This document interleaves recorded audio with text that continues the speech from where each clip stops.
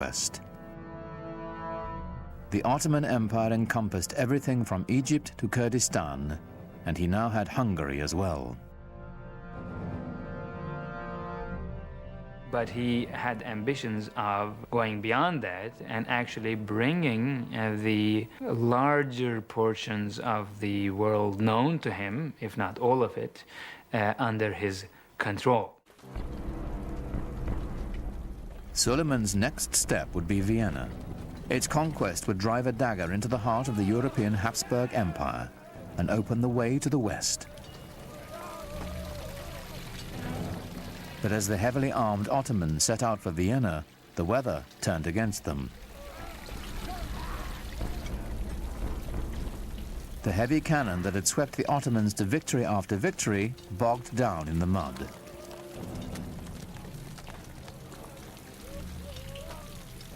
Suleiman had to move on without them.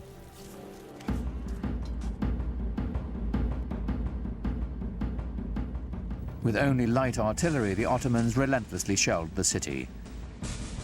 But the smallest breach was ferociously defended. After a lengthy siege, with winter fast approaching, Suleiman withdrew his forces. He was not concerned. He was sure he would return soon enough. He never did. Suleiman's failure to take Vienna was pivotal for Europe. It was the first major defeat after a long time. The Europeans had been losing and losing and losing. And this was the dawn of a new day for Europe. But Suleiman had little to fear from Europe. Rival Muslim Safavids and his own family would bring the cruelest of sorrows to the Sultan, and ultimately to his empire as well. Suleiman, in some ways, serves as a sort of epitome of the 16th century idea of the wise and just ruler who was at the same time a very tragic figure.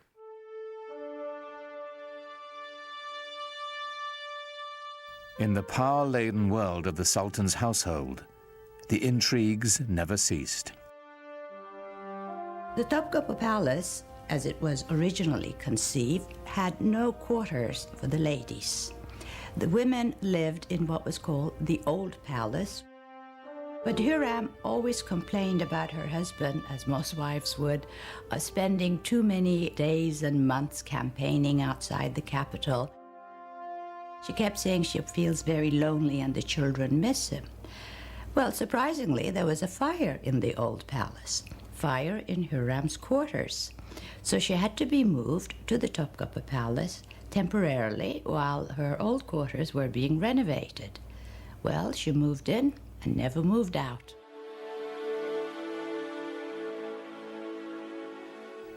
Now Hürrem was at the center of power, promoting her own son as heir apparent and immersing herself in a web of deadly gossip and suspicion. She was incredibly devoted to her husband, and any threat to Suleiman was a threat to her, and she had to get rid of it. The first threat came from Ibrahim Pasha, who assumed titles that were only given to sultans. So Hürrem knew something was going to happen eventually. And to protect the empire and the dynasty, Ibrahim Pasha had to go. On March 15th, 1536, Suleiman and Ibrahim Pasha dined together, as was their custom. In the morning, Ibrahim's body was found strangled.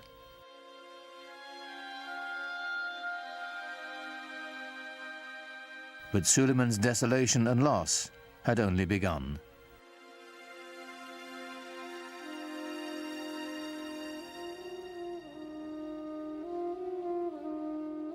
A few years after Ibrahim's death, Hürrem claimed to have uncovered a plot to overthrow Suleiman, devised with Safavid help by his beloved firstborn son and heir, Mustafa.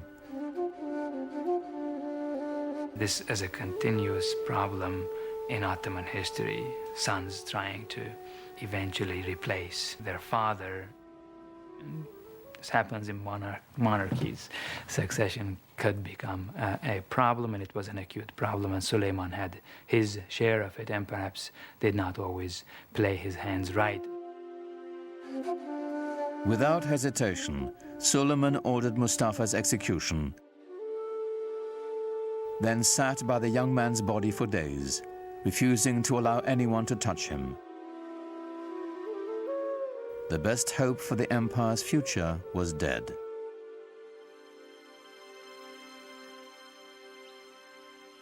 When Hurrem herself died the following year, Suleiman fell deeper into despair, finding solace in his poetry. Most of the poetry, I think, was written after he lost his wife, since he talks about the loneliness of being in office, that he has nobody left anymore, and he's dying to join her. Even if your reign on the imperial throne seems everlasting, don't be taken in.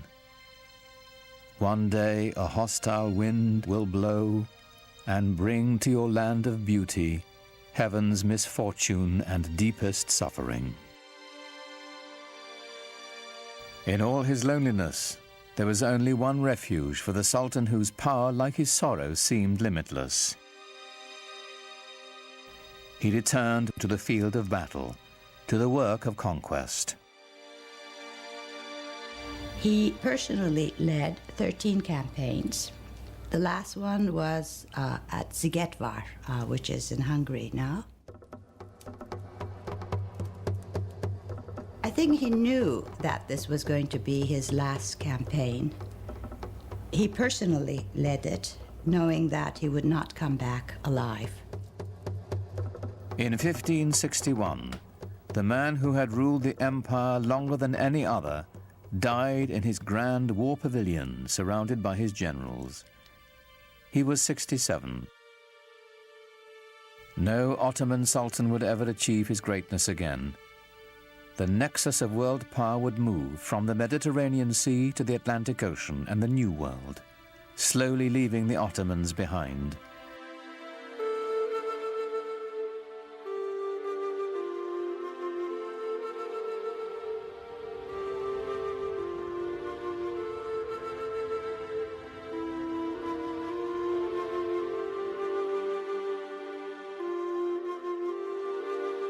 In Istanbul today, the Sufi dervishes still turn with the same prayerful pirouettes they danced in Suleiman's day. It is a meditation in motion, whose mystic origins go back even further, to the time of the Prophet Muhammad. You have become the best community ever raised up in mankind, the Quran assures all believers. Enjoining the right and forbidding the wrong, and having faith in God. Islamic and Western civilization have the same roots. They're dawning in the Fertile Crescent. The monotheism of the Jews and Christians. The classical intellectual culture of the ancient Greeks. The two traditions are kindred spirits, alike, yet very different. Islam's legacy is intertwined with the West's, and to the billions of Muslims who make it the second largest religion in the world, it is a living legacy. An elemental part of the great human venture that is world civilization.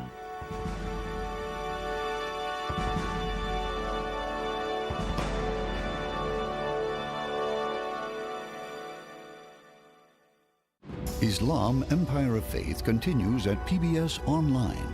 Click through our interactive timeline to learn more about the history and culture of Islam, or take a virtual tour of the Dome of the Rock and other extraordinary sites.